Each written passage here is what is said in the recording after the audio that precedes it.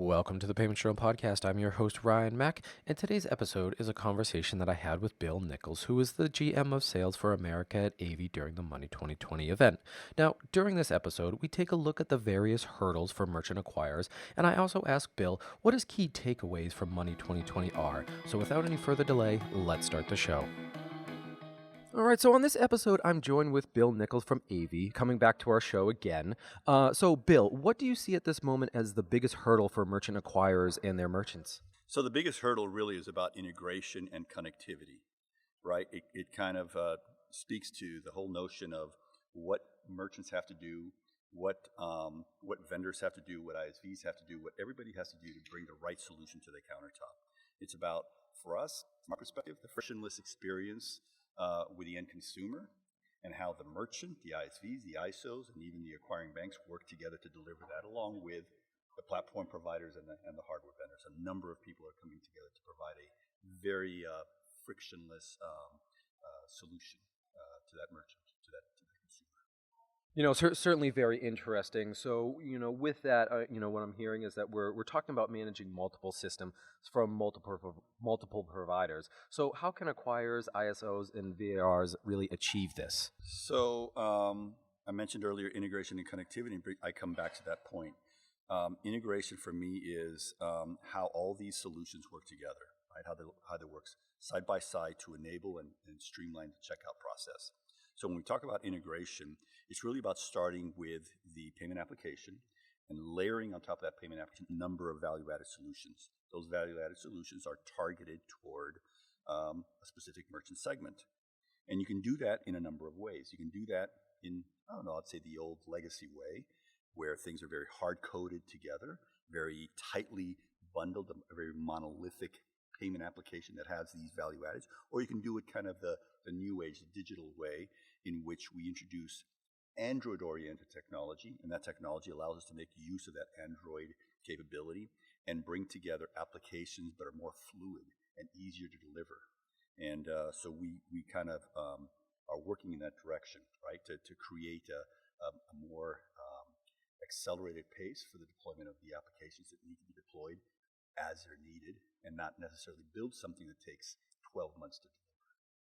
Clearly, not all smart point of sale providers are the same or all created equal here. So what do acquirers and ISOs need to consider when choosing the right platform to work with? So you start with the market segment you want to approach. That market segment might be a traditional retailer, a restaurant. A restaurant might be a countertop, pay at the counter versus pay at the table. Or you might have a number of segments within that retail space, spas and dog grooming, etc. So really need to understand what that space is in order to formalize and develop your solution around that space. First thing we need to do is kind of mix and match the specific applications that we need to bring together, right? So once we understand those, then we have to figure out a way of accelerating the deployment of those applications. What we can't do is accelerate the deployment and be limited by the hardware technology and the proprietariness of that hardware technology. We need to deliver a single application, single payment application, layered on with these value-added apps, as I mentioned earlier, into a broad spectrum of devices. How do you do that quickly, efficiently, easily, and so that you're able to provide support to those applications, in terms of the market segment and in terms of your operational capabilities? Kind of a unique way around that.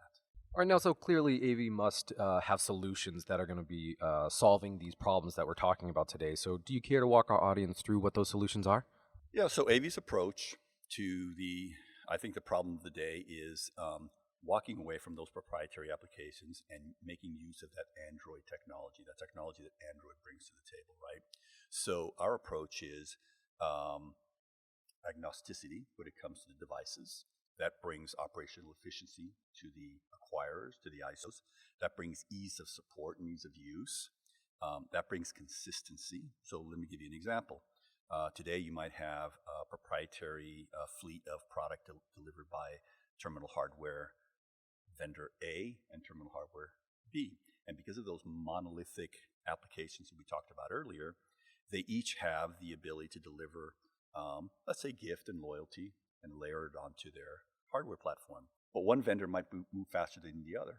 And as a result, at some point in time, you're going to have this disparate fleet of product out there, 50,000, 100,000 devices, all operating differently. And if you bring on board yet another hardware provider, they will have delivery of applications at a different pace. So now you're supporting, from an operational perspective, 3 different or maybe 6 different hardware devices, 3 different platforms, and a number of different payment applications that have different value-added applications layered on top of them.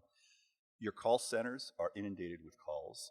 From an operational perspective, from a logistics perspective, it adds cost to the entire stream delivery of that product. AV does it very simply by using one single application, and because we have this agnostic approach to the Android devices that are deployed, that single application fits easily and quickly and at the same time frame onto all of those devices that the acquirer or merchant or ISO or ISV might select. Then again, we put those value-added applications, but they are delivered instantaneously. So immediately, as soon as development occurs, you can have a payment application, and those value-added apps deployed to terminal type A, terminal type B, terminal type C, whoever they might be. So you are free to select what hardware you want. You're free to select what applications you want.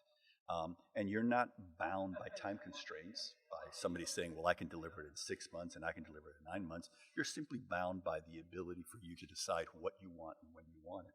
So AV's perspective is that agnosticity, which then leads to the ability to deliver a platform that provides a number of services: terminal management services, device management services, content delivery, business intelligence. All those things are available on a platform. Used appropriately, there's a tremendous value to both the acquiring organization, the ISO, to the ISV, the merchant, and ultimately to that end consumer. We talked about early on about frictionless payment. That's how we think you can deliver frictionless payment and improve operational efficiencies at the same time. All right, so before we wrap things up, I've got one final question for you. So we're here at Money 2020. So besides the things that we're talking about today and on this episode, what are you hearing from the industry that really had you excited?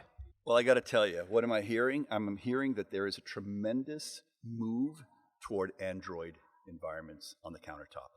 And those Android environments can be used as single, just like as a traditional, rather standalone payment device, or they can be used as a semi-integrated or integrated payment device, or they can be used in the world where you have a fully integrated POS and payment capability from the factory as a hardware device that has a merchant-facing and a consumer-facing screen or tablet and functionality.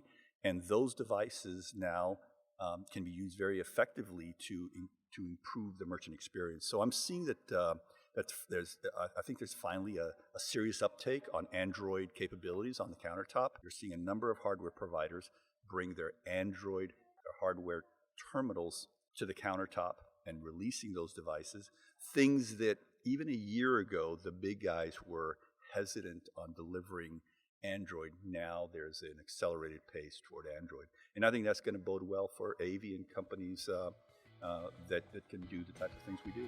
Excellent. Well, thank you, Bill, for taking the time today for speaking to me about AV, and I hope to have you back on the podcast real soon. Thank you very much, Ryan. Really appreciate being here.